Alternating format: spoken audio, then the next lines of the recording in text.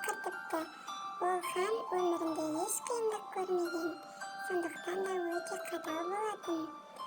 Сиқыршы ханға келеді, ал ол: «Мен сені ұлы сиқыршы деп естідім. Қанекей, өз өнеріңді көрсет» деді. Хан: «Ием, нені көруді қалайды екен?» «Бәрібір», деп тағатсыздана жауап қатты хан. «Жақсы, шыныға ыстық шай құй, оны осында қой да, өзің есіктің сыртына шық». Хан оның айтқанының барлығын жасап, сыртқа шыққанда әдемі жылқыны көреді. Жылқы ханға қатты ұнайды. Ол атқа мініп алып шаба жөнеледі.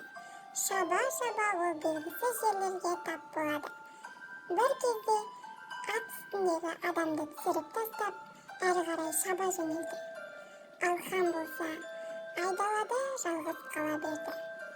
Оның шалшық су ішіп, шегірткемен қоректенуіне тура келді. Аштықтан азып тозған хан далада әрең-әрең жүріп, жейтін нәрсе іздестірді. Бір күні ол кәрі әйел мен 2 арық баланы кезіктірді.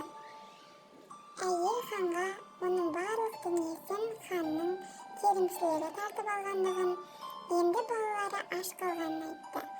Хан олармен бірге өмір сүре бастады. Оның көктемде бір баласы ауырып қайтыс болады. Ханның оған қатты жаны ашыды.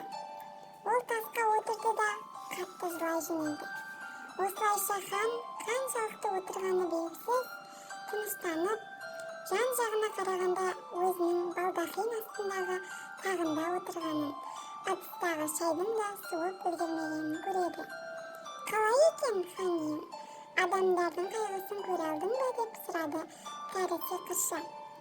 «Көрдің бе сен, ренжіткен адамдар қалай өмір сүріп жатқанын?» деді де кәрі сиқыршы жоқ болып кетті.